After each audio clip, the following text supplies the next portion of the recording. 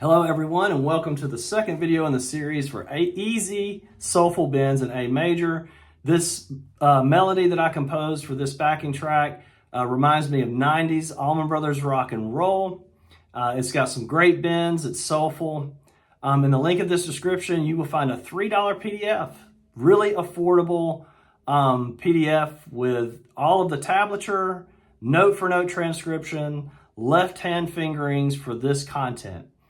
This video that you're watching right now goes into methods on how to be creative. How do we take the content, the melody, and the chord tones, and without the metronome, how do we outline melodies sort of clumsily, and then gradually get to where we can play with the metronome in a way that's precise and clear. That's what this video covers. If you want to get into memorizing the melodies, look at the playlist linked in the description below, and it'll take you to video 1, which is just memorizing and mastering the melodies. There's also backing tracks included in this video. There's a drum machine, and there's also this track that you're hearing me with the accompaniment that you can play along with. I invite you to enjoy this video. Please like, comment, subscribe, all those good things. I definitely want to shout out to a thank you to all of you who are leaving tips in the tip jar. It helps me so much to stay sustainable here as a teacher on YouTube and with my private students at home. If you're interested in private lessons, hit me up at bobby@thehallsofmusic.com. All right, enjoy. 1, 2, 3, 4, 1, 2.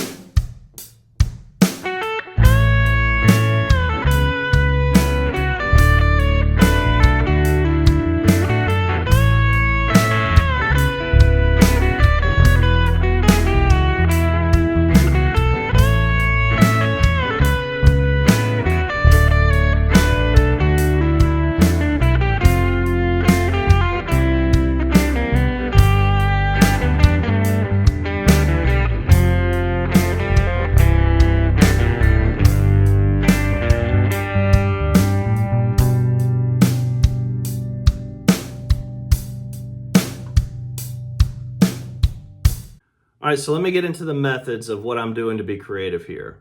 So there's a couple of things that are being illustrated in this methodology that we're using to be creative. One is we're definitely keeping the melodies the same length. They have a beginning, middle, and end. They absolutely have to sound like they have a beginning, middle, and end. So by keeping them the same length, we're working with a measurement that we can get used to. If we start trying to lengthen them, make them too long, it's just going to pull us away from the purpose of this study, which is keeping it short and simple, the same length pretty much the same time. I mean, every single time.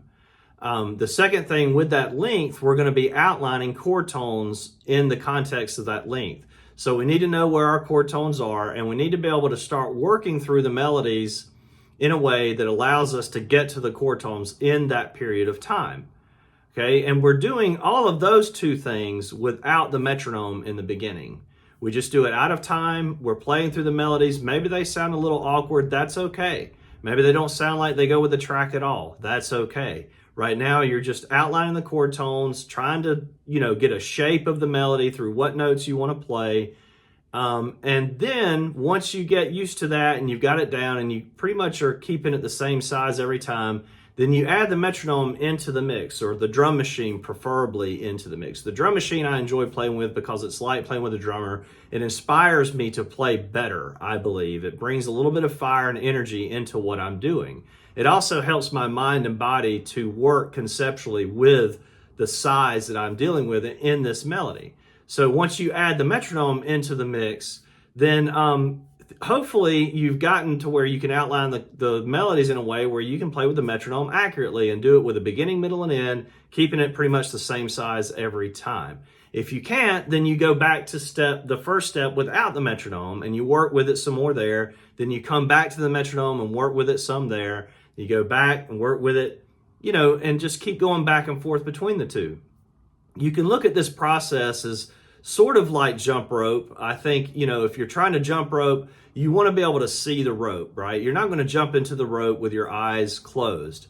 So by working with the chord tones and the shape of the melody and the size of the melody without time, being, careful and taking your time gives you this sight to see where you're headed with it. Then once you get into the metronome or with a jump rope, you're now aware of all of these things and hopefully being able to put them into place. And if you keep messing up, you keep hitting the rope, you just got to practice going between the two until finally you can jump rope and do all of the requirements, beginning, middle, and end, using chord tones, okay, and the same size melody every time. And in this instance, most of the time we're using that bend on the A string from B to C sharp. So that's the methodology here that's being used. And please enjoy it. I hope that you're able to make use of it and that these examples that I give you are helpful. All right, have fun. That's the most important thing. All right, so when creating variations with this first phrase, we're going to be creative, but we're going to keep this bend in there because the soulful nature of bends I am trying to feature in this solo. So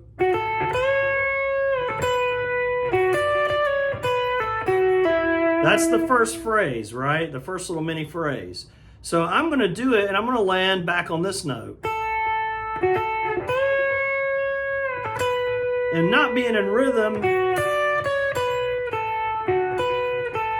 gives me a chance to think through the melody, make it about the same size, but I'm not having to do it in rhythm. I don't have a drum machine or a metronome demanding that I play correctly, right? I'm using the space available to choose my notes and the shape of the line and the shape and size of the line without a drum machine or metronome demanding me to be right.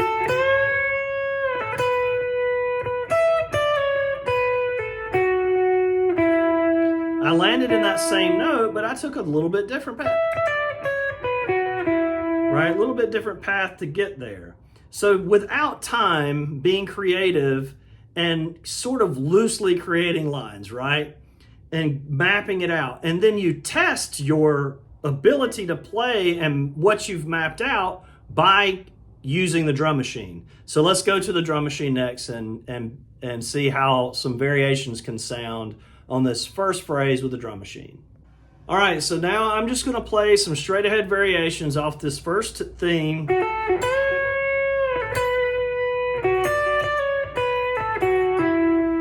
That first little melodic content, I'm gonna play a bunch of variations. Some of them might not work so well, but I'm gonna go for it. Here we go. Some variations on that one theme. 1, 2, 3, 4, always using the bend. 3, 4.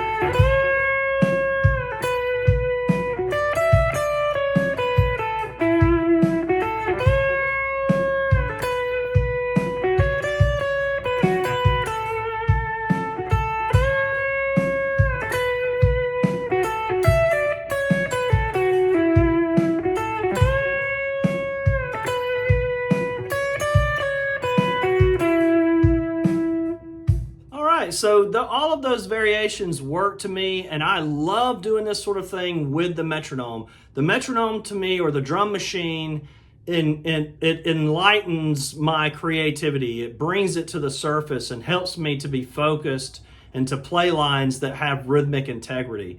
It's a good idea to be able to do it without the metronome, to give you a couple examples. 2, 3, 4.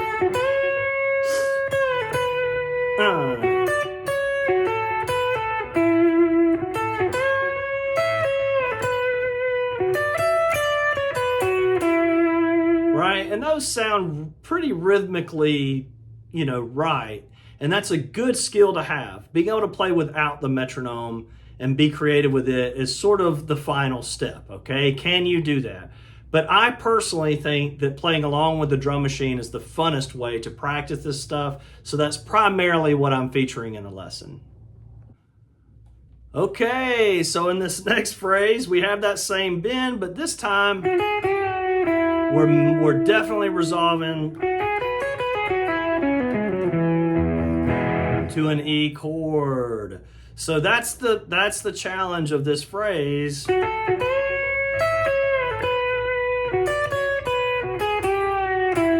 Is making sure that that second half of the statement sounds very much like an E major sound, okay? So when you're working out and mapping out your variations on this, you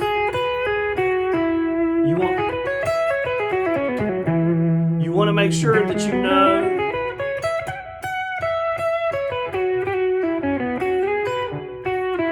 all your E majory type places to play.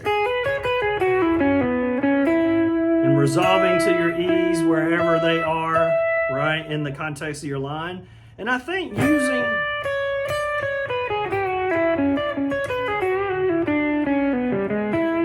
that D really makes for a nice note that needs to be resolved, right?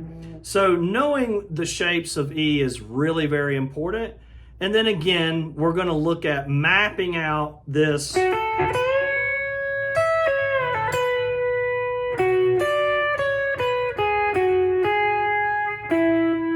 so whatever little map I need,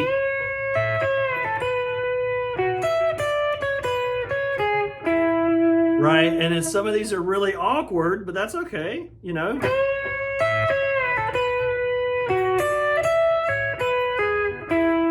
Right? And that would have been a,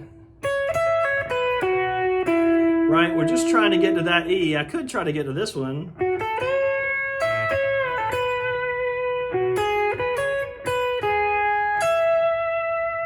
And I could do that resolution. You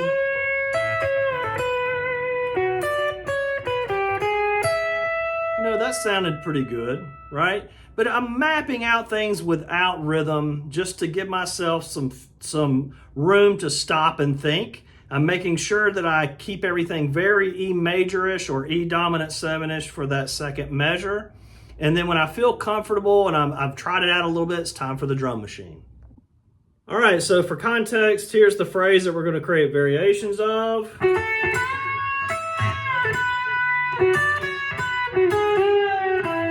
Right, we're using that E major sound for the resolution to E. Here we go.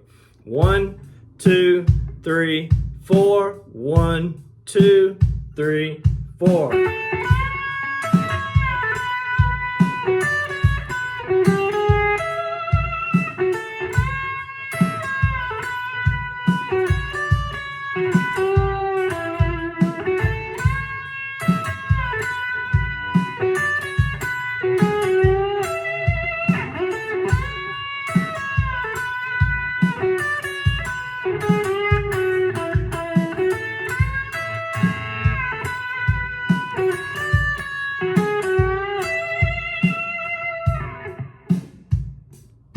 Those are some E major variations. We had a sliding up to that. I bent up, which is a very similar phrase. Very similar. And I bent here.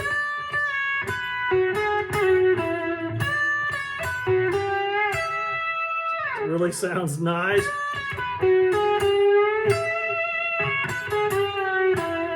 You can just practice E major stuff.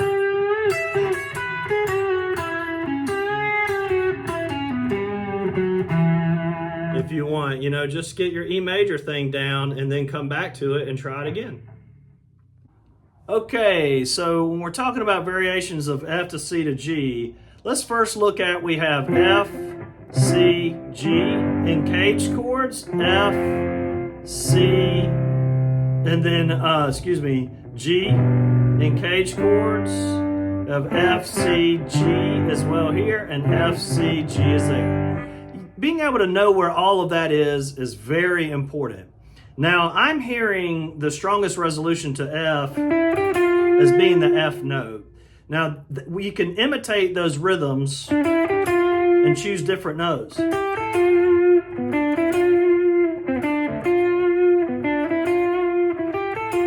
Right? They all kind of sound great. That was a little awkward. Then we have the triplet down to that E. We could do,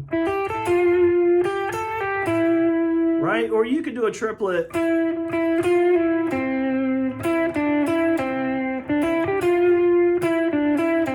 down to a C. So I resolved to that G on beat 1 and ironing that out there. And then maybe I'll do an F to E, F to C to G here.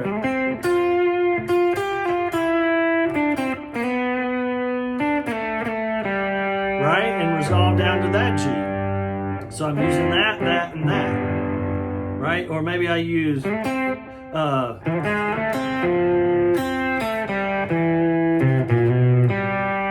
F, C, and G in the open position.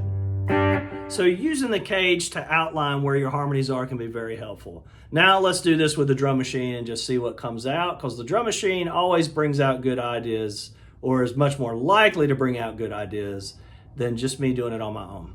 All right, so I'm going to outline the cage chords going down the neck with variations on this little theme we created in the solo. 1, 2, 3, 4. 1, 2, 3, 4.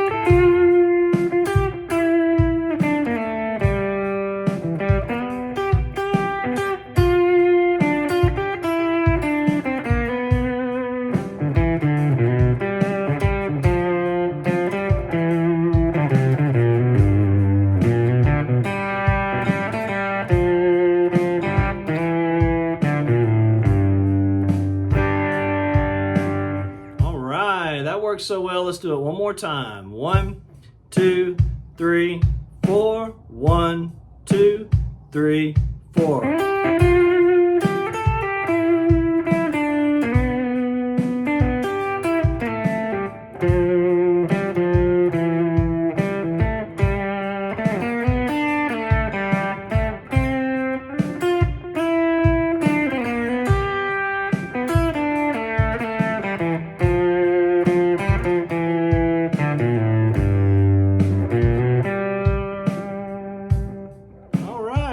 All right, so we had some good little variations there. That was fun.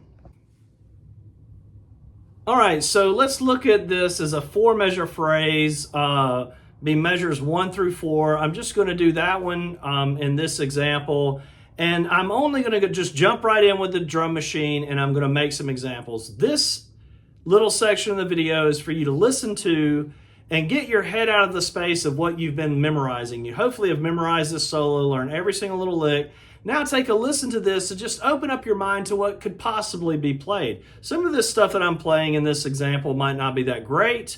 You might not like it, but at least it'll open your mind to something new beyond what you've been memorizing. And, you know, I'm going to use the example first of playing what I actually played in the beginning and then making the second half different. That's an easy way to do it. You play what I play and then you play something of your own. That's an easy way to create variations. You could do that over and over and over as a practice routine. In this example, I'm just going to do it one time, and I'm just going to give you some more examples of variations, just again to open up your mind and give you the, open up the realm of possibility. Here we go. 1, 2, 3, 4. 1, 2, 3, 4.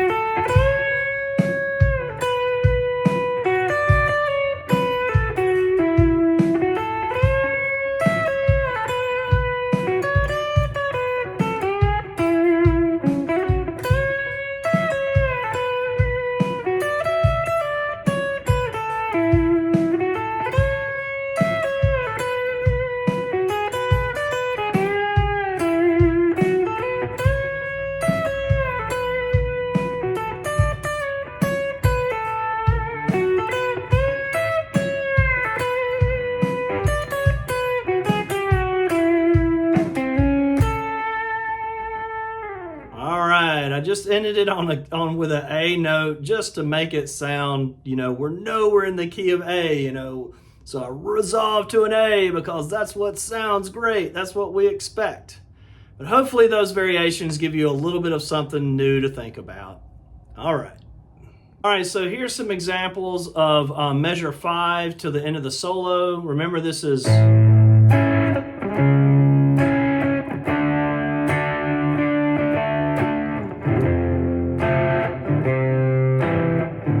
Then another two measures of F to C to G. So by listening to these melodies, it will help open up your mind to the realm of possibility. Once you learn the original solo, it's going to be hard to hear anything else. If you really want to deepen your melodic sense and your sense of variation for this solo, learn some of the lines that I play in this or in the other examples of improvisation. And by knowing both the original solo and these examples, you will really truly open up your mind to the realm of possibility for improvising over this solo. Here we go. 1, 2, 3, 4. 1, 2, 3, 4.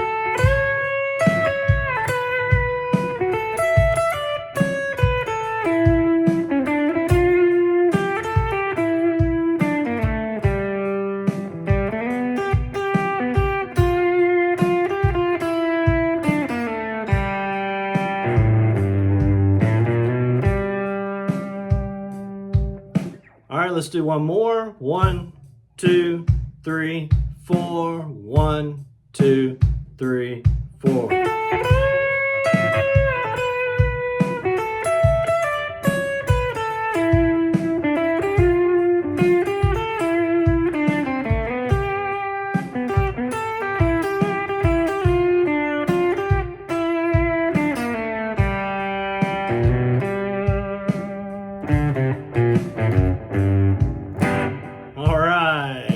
Just being goofy there at the end. So yeah, I hope that these new improvisations help open up your mind just a little bit to the realm of possibility. 1, 2, 3, 4. 1,